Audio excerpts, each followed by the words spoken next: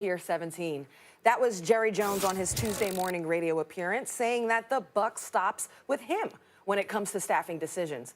The boys are 6-5 heading into tomorrow's Thanksgiving Day matchup against the 8-3 Buffalo Bills. And we now take this moment to welcome into the show former Dallas Cowboy and ESPN NFL analyst, my fave, Marcus Spears. What's up, Marcus? What's up, Ross? What's up? What's up, Robert guys? Yo, Robert De Niro. How you doing, man? How's everything going? Robert De Niro, remember Max in the movie Casino when he was running the casinos with them big glasses? Like De Niro in Casino. That's what those are. That's what those are right there. Appreciate it, guys. When I get paid like both of y'all, I'll stop wearing glasses. I'll get LASIK. Ooh. So it's cool.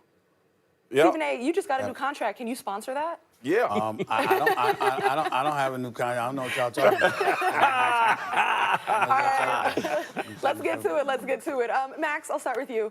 Who's the bigger problem right now in Big D? Is it Jerry Jones or Jason Garrett? Of course it's Jerry Jones. Jason Garrett's just a symptom of Jerry Jones's ego. How many times I have to say this? Jerry Jones, in the middle of a dynasty, Jimmy Johnson, he couldn't take the fact that he wasn't the guy getting the credit and blew up that dynasty. A dynasty. They were on their way, the Steelers for so long till the Patriots tied them 6 Super Bowls. That was the, gold standard. And at the time it was 4 before, Roethlisberger and them got a couple. In the middle of that, you're going to become the greatest team of all time. You're going to actually fulfill this whole America's team thing. And you blew it up. Barry Switzer won 1 with, props to Barry Switzer, but with Jimmy Johnson's players. And then it all went away, and you haven't won since then. Bill Parcells for a minute, but he can't take the coach being the story, the coach getting the credit, a coach with a big ego, which, by the way, a lot of the great head coaches have. It has to be about Jerry Jones.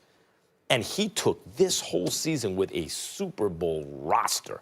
Let's face it, 1 through 22 at least. I don't know about the depth, but 1 through 22, I think that's the best roster in the NFL. And you waste it. You waste the season because of your own ego. Jerry, you are 77 years old, brother. Not a whole lot of road ahead compared to the road behind. How bad do you want to see the Cowboys win a Super Bowl in your lifetime, right? Like, this upcoming offseason is a chance to get it right with the head coach, to put your own ego aside and get it right with the head coach who will wind up getting more credit than you if you really want to see the Cowboys win. Until then, that's what this is about. Jason Garrett is a symptom. Jason Garrett is a symptom any season but this one. You walk into this season, Jerry Jones made it clear he was not going to extend you with a contract. You have something to prove. He's giving you one last chance. These players, they knew who you were.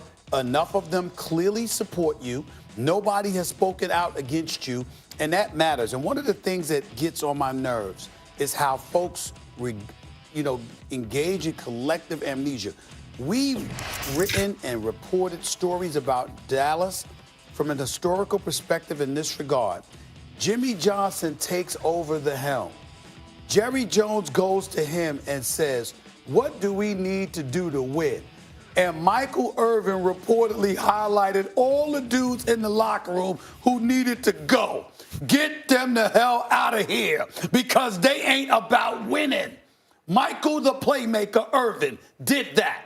That was what ultimately spark-plugged the Cowboys to supremacy within the National Football League for those 3 titles in 4 to 5 years.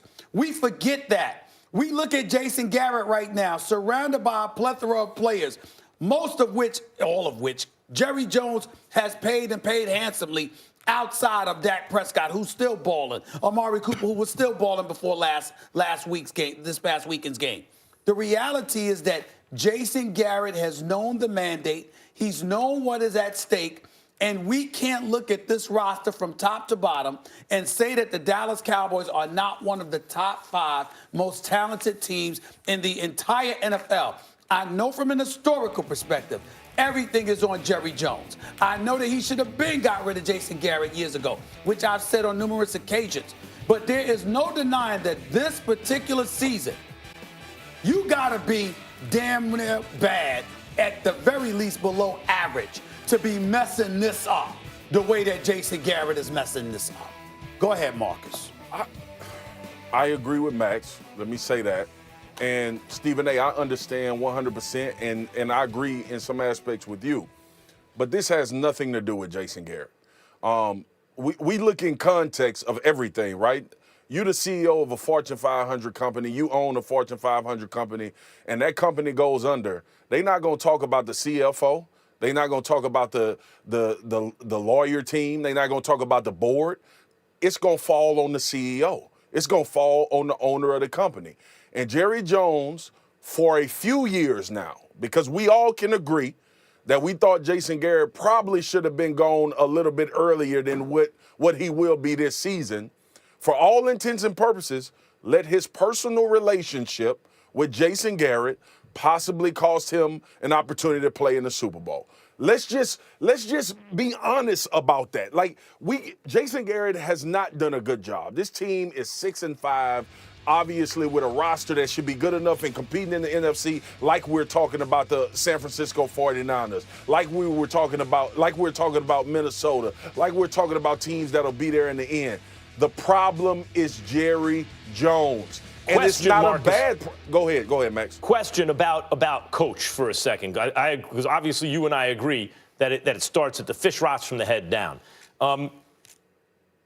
Someone mentioned to me recently about the Giants. You know what the problem with Shermer is? There's no energy in the building. You got to start, there's just no juice.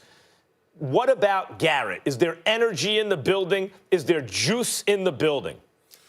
When I was there, Max, it was, but we were a veteran team. It was guys that could kind of take the reins from the head coach. I honestly don't know the culture. It seems okay. It seems like these guys have ultimate motivation. They brought Jason Witten back to increase and have a veteran leadership, whatever presence or whatever you may call it. But the bottom line is this. And to that point, Max, and I understand why you asked that question, they're not responding. Whatever he's doing, this team is not responding. We could talk about bad play. We could talk about players making mistakes, players getting coaches fired.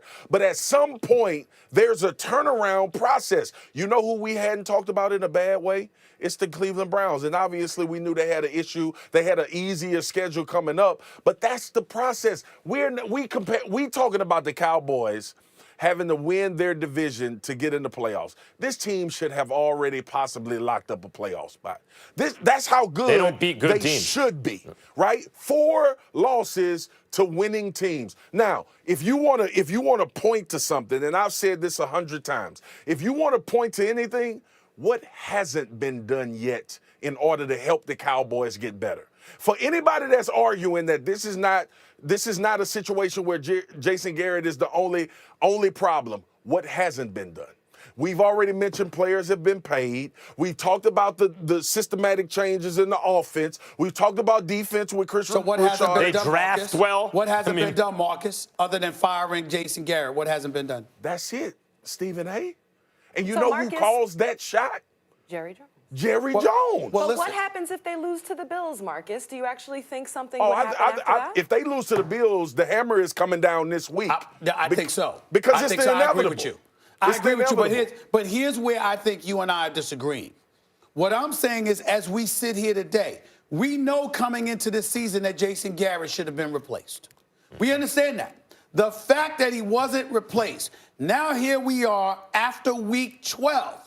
And as week 12 is here right now, I'm saying we've already looked at Jerry. We looked at Jerry at the beginning of the season. We looked at Jerry for the last decade. We looked at Jerry for the last 20 years. The point is that 24, we've looked at Jerry Jones. I'm saying right here, right now, the last 24 years, all on Jerry. I get it. But right now, I'm sorry, we weren't talking about Jerry Jones when these brothers won their first 3 games, even though it was weak, against Miami and Washington and the New York Giants. We weren't talking about them until they started losing games to Green Bay, Minnesota, those kind of things. But you and Max and a lot of people in this business been doing this job for a long time. And I say this all the time. We don't judge you on games you're supposed to win. You're not judged on that. We're judging the Cowboys on what we perceive their potential to be. You didn't do it, but Damian Woody, for example, as an example, he picked the Dallas Cowboys to go to the Super Bowl. If that's your pick and those out there, right, You picked him knowing what Jerry Jones didn't do coming Yep. into the season. So now that we're Real here, quick, how do we you look at see- it right now? We had expectations for them anyway. Real quick, you see what Gruden's doing with the Raiders? See, there's juice in the building, there's energy in the building, but to get that, Until they went against the Jets. Okay, but to get that kind of coach, that means he's going to get the headlines. The focus will be on him. When the team wins, he'll get the credit. You ready to do that, Jerry? All right, guys, clearly there's going to be a lot of pressure on the Cowboys. Jerry Jones, Jason Garrett coming into their Bills matchup. We've got to go, though. So, Marcus, thank you. All right. We appreciate it. Peace. All right. All right.